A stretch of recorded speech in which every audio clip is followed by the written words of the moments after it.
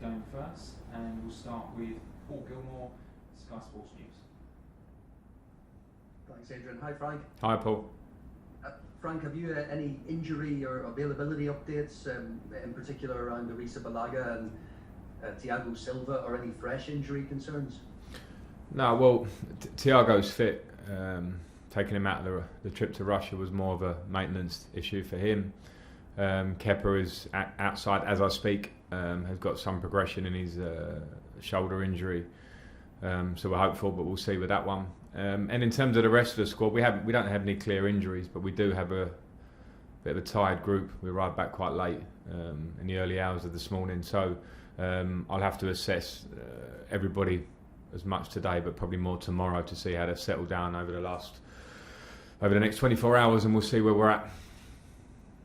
So clearly, perhaps some tiredness a factor, but how much do you consider previous success in fixtures when selecting a team? I'm thinking specifically of Pulisic and the impact he made at Burnley last season. Yeah, no, I don't. I'm aware of it. I don't always factor in games from last season, but I'm aware of it. Christian played a lot of good games last season. He's an important player for us. Came on last night and we saw his qualities, and it was important that he had some rest last night because he's played 3 games in a week since he's come back from injury. So I'll have to take the balance of history or the players, the fresher ones I feel, and also trying to keep some consistency and stability in a starting 11.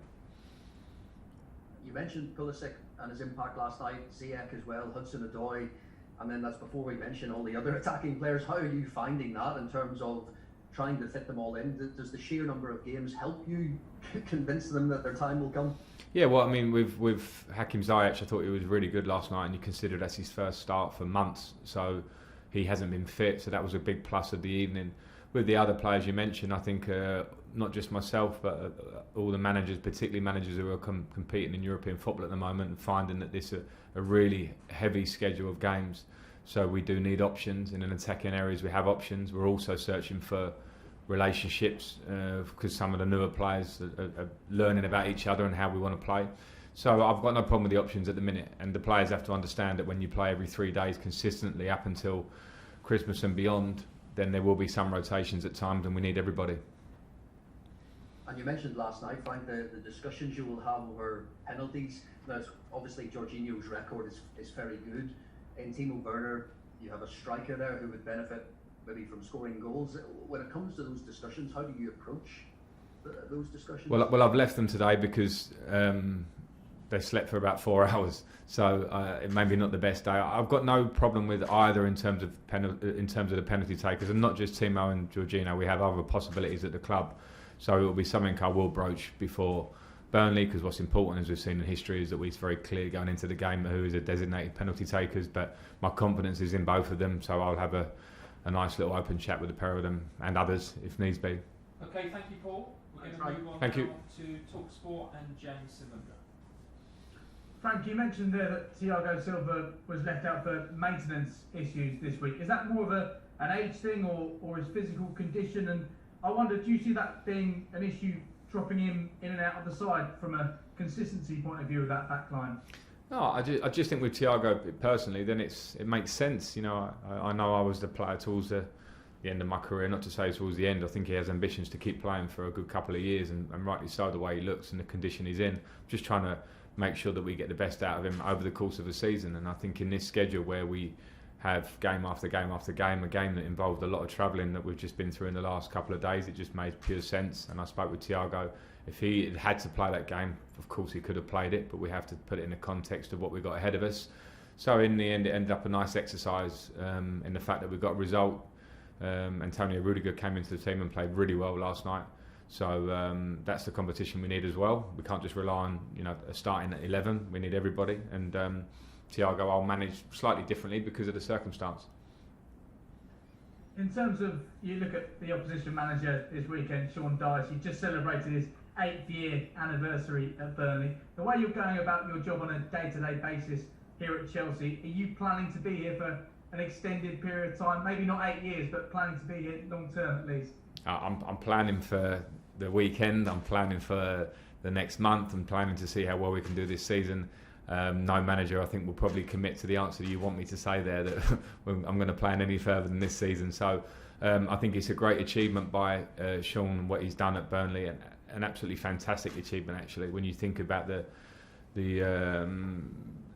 balance of the Premier League and the spend and the outgoings and what results he's produced there year after year. I've got absolutely a huge amount of respect for him, and they're always a difficult game. We had 2 good results against Burnley last year, but I've got no doubts, and I've watched them, particularly their last game against Tottenham, and how difficult they made it for Tottenham. It's going to be a very tough match. Vicky Sparks, PLP. Hi Frank, good to see you. Hi Vicky. Obviously, Frank, the longer you are at a club, the more you can influence it. You've been in charge here for just under 16 months now. Are you where you expected to be personally in terms of moulding the team and the style of play to your own philosophy at this stage? Well, it's always a difficult question, because when I came in, the not so the problems, the circumstances were very particular. We had a transfer ban. We had a lot of players coming back from loan, who were quite a lot of younger players. So you have to take each situation at face value and try and deal with it. I thought last year everybody at the club dealt with it very well, because it was a successful season to finish in the top 4. We gained Champions League football, and now we find ourselves in a different position with different players, and now the onus is on us to work as hard as we can to find the balance and move forward, which is why we brought in players. That's the whole point of that recruitment. So I think we're working in a really positive direction. I keep talking about the need for patience and hard work at this period, because I understood early in this season that there will be some difficulties in trying to compete in this Premier League, which is unforgiving, with new players, and some of them have never played in this league before. But the signs I see game after game and week after week are a lot of positives, plus things we need to work on. So can't commit to any timelines or where I expect it to be, but at the minute I've got real aspirations that we can keep improving, and as a group keep growing. And just on Burnley as well, you mentioned it there, but obviously it's been a tough start for them in the Premier League this season, but really played well against Tottenham on Monday. Yeah, again, I would always respect a Burnley team managed by Sean Dyche with the qualities that they have. I watched the game against Tottenham. They were very unfortunate to obviously not take anything from the game against a very good Tottenham team. And it was everything you expect from Burnley in terms of their organisation, their effort, their desire and their qualities. I think people can pigeonhole Burnley. I don't. I know they have quality players. I know they have a very effective way of playing and a very good manager, so I expect a tough match. Liam Truman, please. Hi Frank. Hi Liam. You switched to 4-3-3 in the second half against Krasnodar, and to the attack-minded midfielders either side of Kante, and kind of seemed to open things up a little bit. We saw that after the restart last season as well. Is that something that you're going to want to look at in the weeks ahead a little bit more of? Yeah, I mean, it's something I think that served us well at times last year. Of course, at times we changed around that last year as well. It's nothing new that we play 3 at the back or 4-2-3-1. But of course, when you're bringing in new players into the club, and it's a great thing to bring players with versatility in their game, and I love that. But you're also then in the early stage of the season trying to find the balance for the whole team, the thing that brings out the best in all the players. And I keep saying that, it must sound like a broken record, and it's not an excuse, but normally you have a month or 6 weeks and probably 2 weeks in America or the Far East to hone down these things. We actually are doing them in real time, so it's maybe normal that we've had to find different solutions to different games. 3 at the back against Manchester United made us feel a lot more solid. I think the 4-3-3 against Krasnodar gave us different angles of pass and maybe an idea that we could press her up the pitch. So there are things I think that will... there were a lot of things last night that gave me a lot of answers to things that I have my own questions on, and there were a lot of positives to it. Nick Purewell, please. Hi Frank, is it fair to assume that Jorginho won't have lost any of his nerve in terms of penalties, just because he's missed a couple? And just separately on Ziyech, obviously, we saw him moving off his wing and creating a bit centrally. And does that kind of set a good example for what you want in terms of attacking threes? I think with Jorginho, he, if you're going to take penalties as regularly as he does, and I did, you're going to miss some, and you might have a patch where you miss a couple because of the level of goalkeeper, the pressure situation. It was not normal actually that Jorginho had such a great record. That made him sort of unique and stand out. So I've got no worries with his confidence, and he shouldn't have any lack of confidence for it. So yeah, I'm not concerned about that at all. I'll speak to him about it myself. Hakim Ziyech, yeah, I mean, I think to have when we brought Hakim into the club, it's because I'd watched him a lot and we'd played against him the year before.